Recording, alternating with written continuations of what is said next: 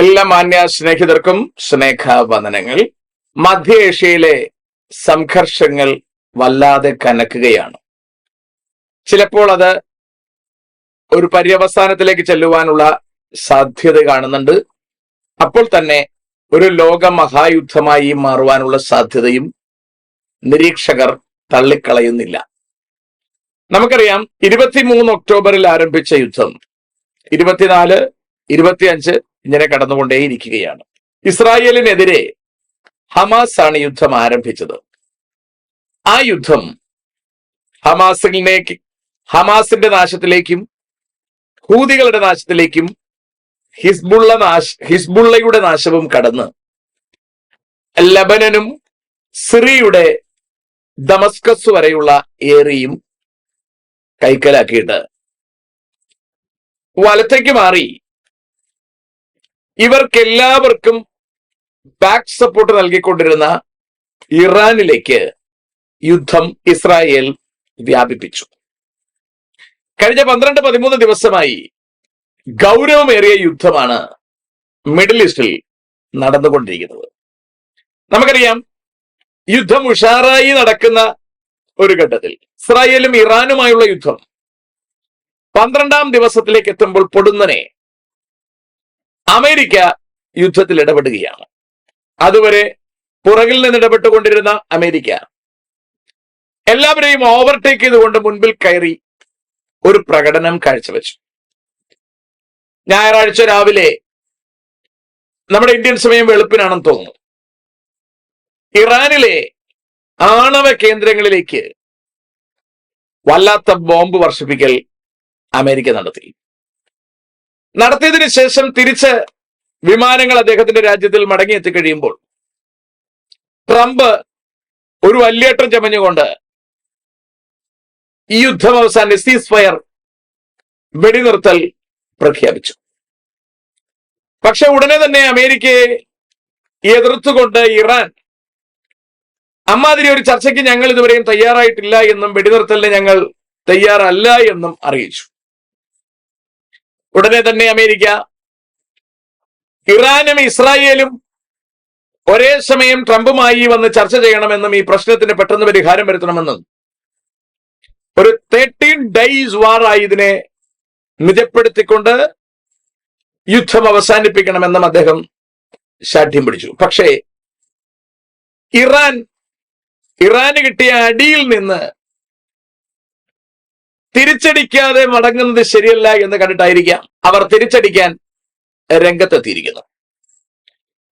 നമുക്കറിയാം, വാർത്തകളിൽ നിങ്ങൾ എല്ലാവരും അത് കേട്ടിരിക്കാൻ സാധ്യതയുണ്ട്. എനിക്ക് ആ ഭാഗങ്ങളല്ല പറയേണ്ട അത്യാവശ്യം. സീസ് ഫയർ അമേരിക്ക പ്രഖ്യാപിച്ചുവെങ്കിലും ഇറാൻ ഇതൊന്നും മൈൻഡ് ചെയ്യാതെ ഖത്തറിലുള്ള അമേരിക്കൻ ബേസിലേക്ക് ബോംബ് വർഷിപ്പിച്ചു.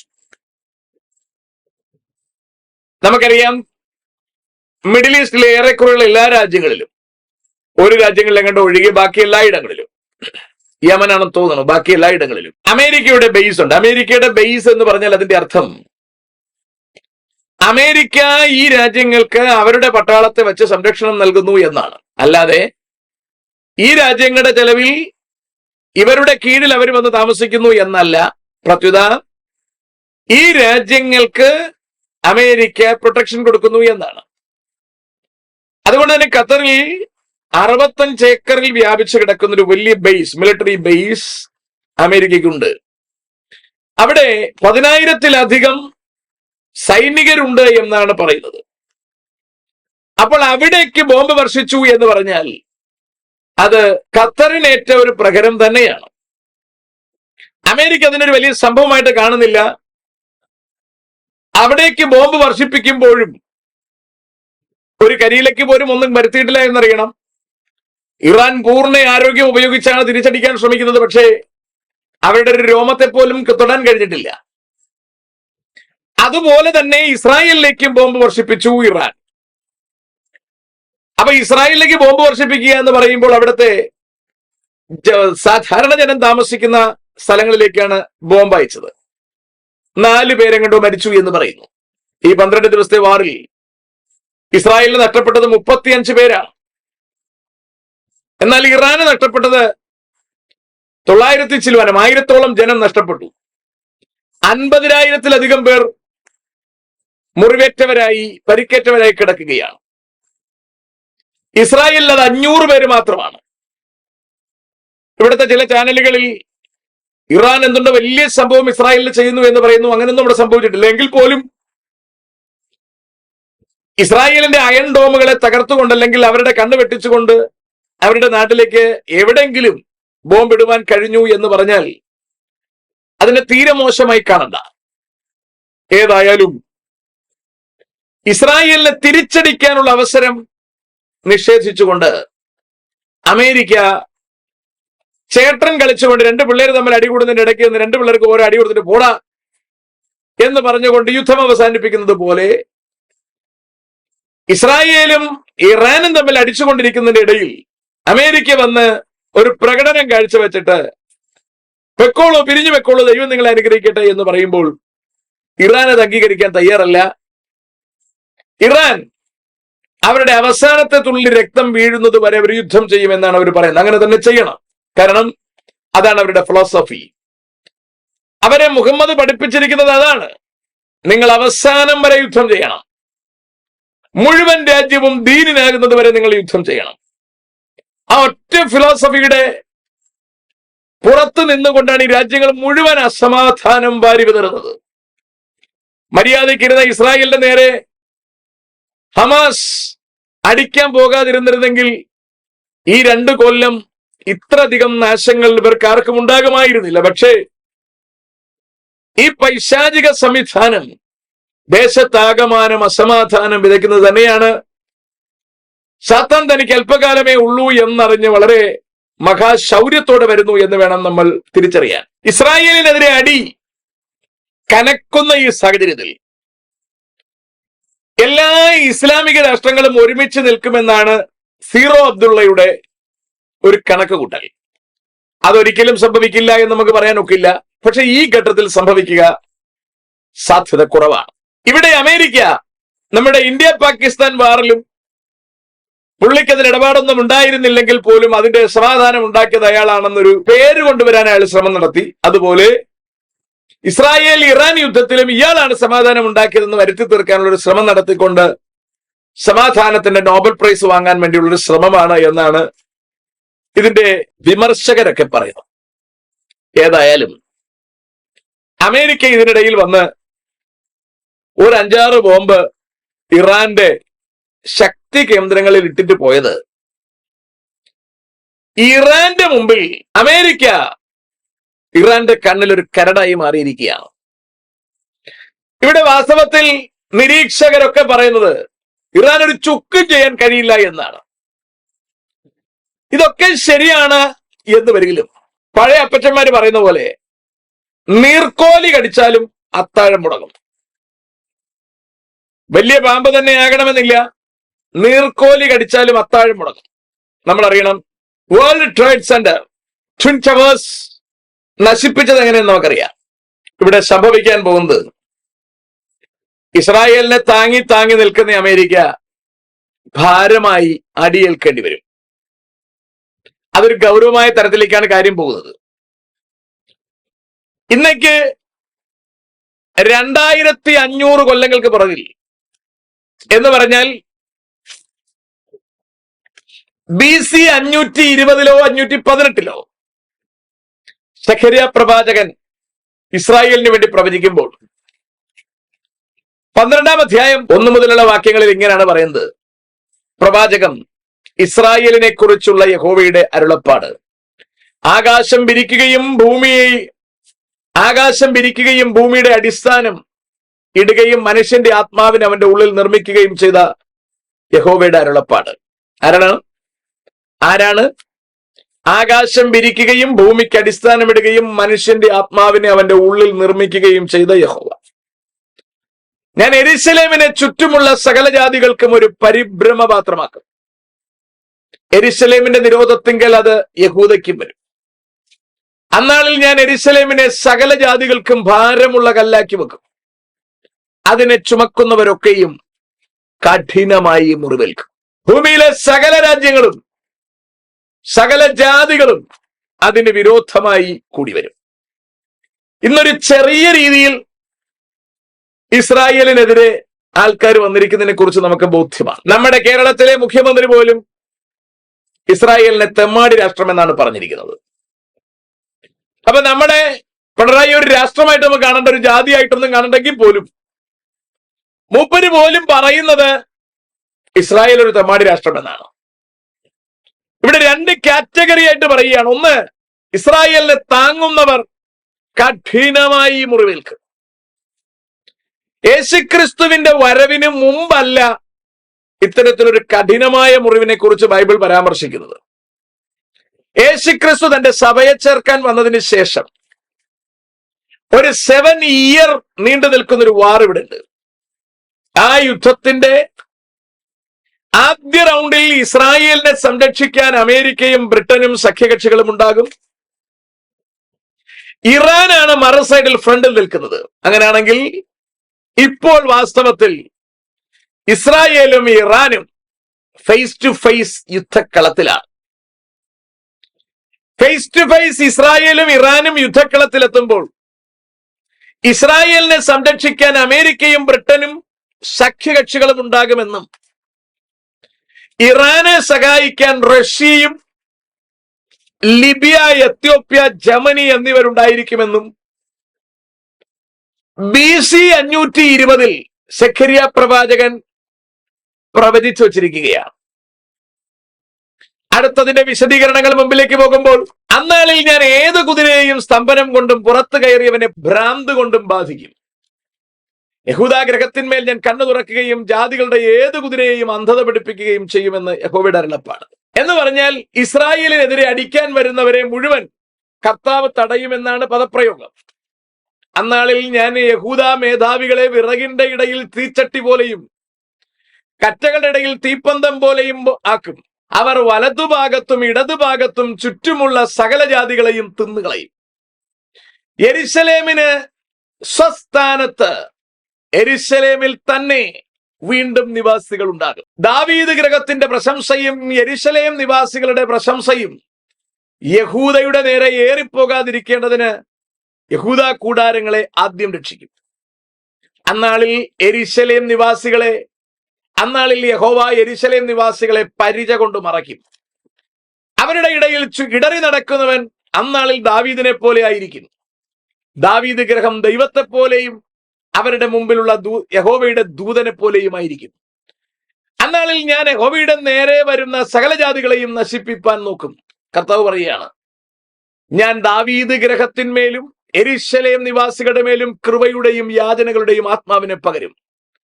തങ്ങൾ കുത്തിയിട്ടുള്ളവങ്കിലേക്ക് അവർ നോക്കും. ഏകജാതനെ കുറിച്ച് വിലപിക്കുന്നത് പോലെ അവർ അവനെ കുറിച്ച് വ്യസനിക്കും, വിലപിക്കും.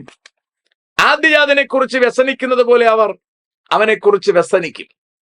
അന്നാളിൽ മെഗുദ്ദോ താഴ്വരയിലുള്ള ഹദദിരിമ്മോനിലെ വിലാപം പോലെ യെരുശലേമിൽ ഒരു മഹാവിലാപം ഉണ്ടാകും. ദേശം കുലം കുലമായി വെവ്വേറെ വിലപിക്കും.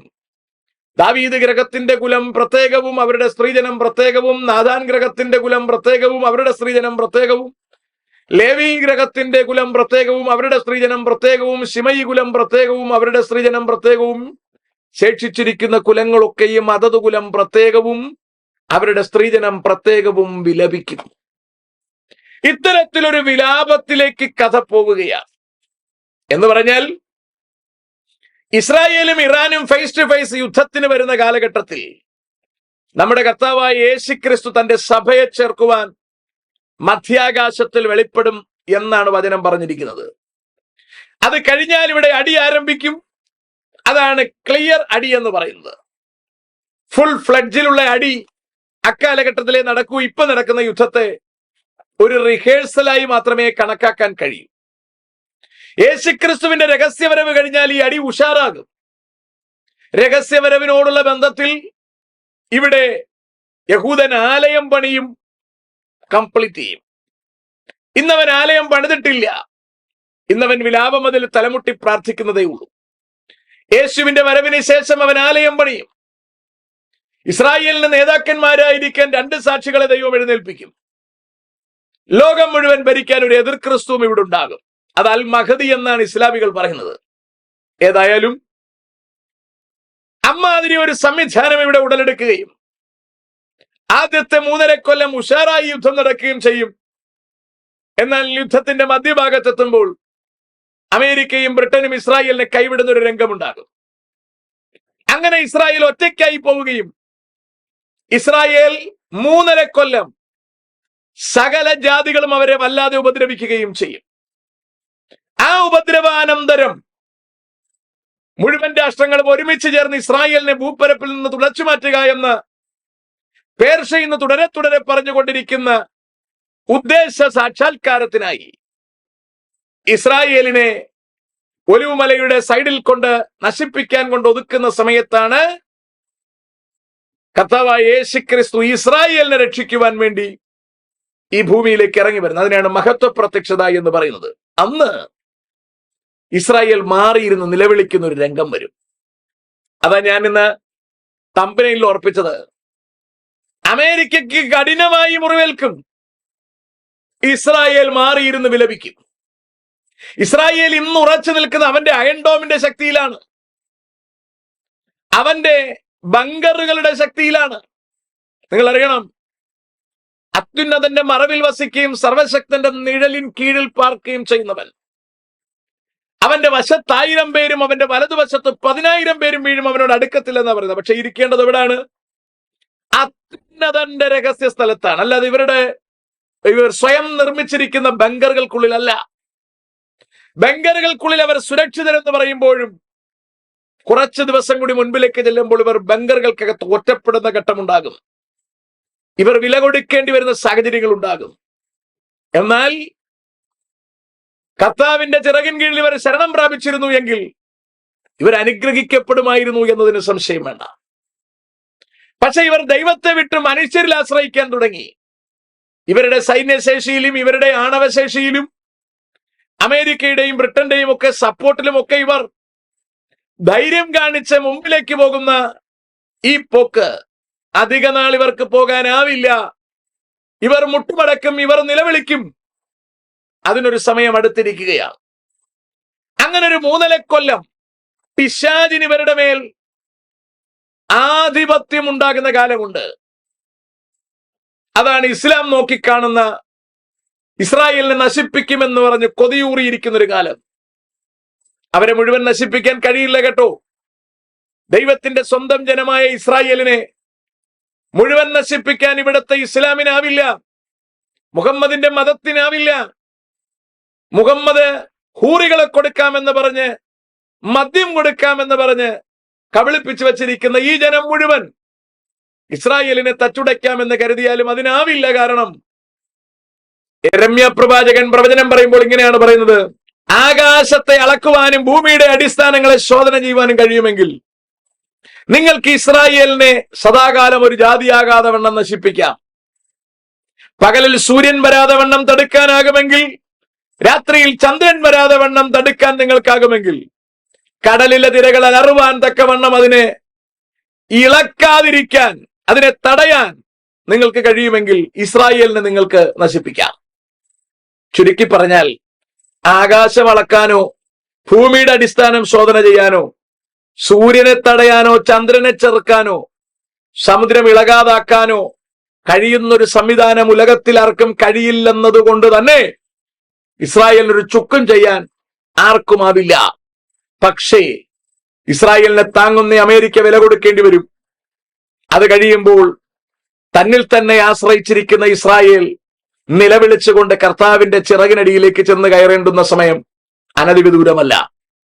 ഇവകൾ സംഭവിക്കുന്നതിന് 7 കൊല്ലങ്ങൾക്ക് മുമ്പ്, അമേരിക്കയ്ക്ക് ഭാരമായി മുറിവേൽക്കുന്നതിന് 3.5 കൊല്ലം മുമ്പ്, ഇസ്രായേൽ നിലവിളിക്കുന്നതിന് 7 കൊല്ലങ്ങൾക്ക് മുമ്പ്, മാന്യ സുഹൃത്തുക്കളെ, നമുക്ക് ഈ രാജ്യം വിടേണ്ടതായി വരും. ഇത്തരത്തിൽ യുദ്ധം നടക്കാൻ പോകുന്നു എന്ന് പറഞ്ഞിരിക്കുന്ന ഒറ്റ ഗ്രന്ഥമേ ഉള്ളൂ. അത് നമ്മൾ പറയുന്ന വിശുദ്ധ വേദപുസ്തകമാണ്. അപ്പോൾ തന്നെ അതേ പുസ്തകത്തിൽ പറയുന്നു, മറ്റൊരുത്തല്ലും രക്ഷയില്ല. നാം രക്ഷിക്കപ്പെടുവാൻ ആകാശത്തിന് കീഴിൽ മനുഷ്യരുടെ ഇടയിൽ നൽകപ്പെട്ട വേറൊരു നാമമില്ല. യുദ്ധക്കെടുതികളെ കുറിച്ചുള്ള വാർത്തകൾ മാത്രം കേട്ടിരിക്കാതെ ഇവകളെക്കുറിച്ച് നമ്മളെല്ലാവരും ജനിക്കുന്നതിന് മുമ്പ് അല്ല, 50 തലമുറകൾക്ക് പുറകിൽ എന്ന് പറഞ്ഞാൽ ഇന്നേക്ക് 2500 കൊല്ലങ്ങൾക്ക് പുറകിൽ പറഞ്ഞിരിക്കുന്ന പ്രവചന ഭാഗമുണ്ടെന്ന വസ്തുത നിങ്ങൾ തിരിച്ചറിഞ്ഞിരുന്നെങ്കിൽ നന്നായിരുന്നു. ഇത്ര കൃത്യതയോടെ പറഞ്ഞിരിക്കുന്ന ദൈവം മറ്റൊരാളില്ല. ഇത്ര കൃത്യതയോടെ കാര്യങ്ങൾ പറഞ്ഞിട്ട് അതുപോലെ സംഭവിച്ചിരിക്കുന്ന പ്രവചനങ്ങളടങ്ങിയ ഗ്രന്ഥം വിശുദ്ധ വേദപുസ്തകമല്ലാതെ മറ്റൊന്നില്ല. അതുകൊണ്ട് ഈ യുദ്ധങ്ങളുടെ ഗ്രൗണ്ടിൽ നിന്നുകൊണ്ട് കാര്യങ്ങളെ തിരിച്ചറിഞ്ഞ് മാനസാന്തരപ്പെടുവാൻ ശ്രമിക്കുക. തനിക്കായി കാത്തിരിക്കുന്നവരെ ചേർക്കുവാൻ നമ്മുടെ കർത്താവായ യേശുക്രിസ്തു എത്രയും വേഗം വരുവാൻ പോകുന്നു. കാര്യങ്ങളെ മനസ്സിലാക്കുക, വിലയിരുത്തുക. യുദ്ധങ്ങൾ കണ്ട് വിസിലടിച്ചിരിക്കാതെ വരാൻ പോകുന്ന നാശത്തിൽ നിന്ന് തെറ്റി ഒഴിയുവാൻ ശ്രമം നടത്തുക. ചൂള പോലെ കത്തുന്നൊരു ദിവസം വരും. സകല അഹങ്കാരികളും അന്ന് താളടിയാകും. താളടിയായി പോകാതിരിക്കാൻ നമ്മുടെ കർത്താവായ യേശുക്രിസ്തുവിനെ രക്ഷകനായി സ്വീകരിച്ച് നിത്യതയ്ക്കൊരുങ്ങൂ. ദൈവം നിങ്ങളെല്ലാവരെയും അനുഗ്രഹിക്കുമാറാകട്ടെ.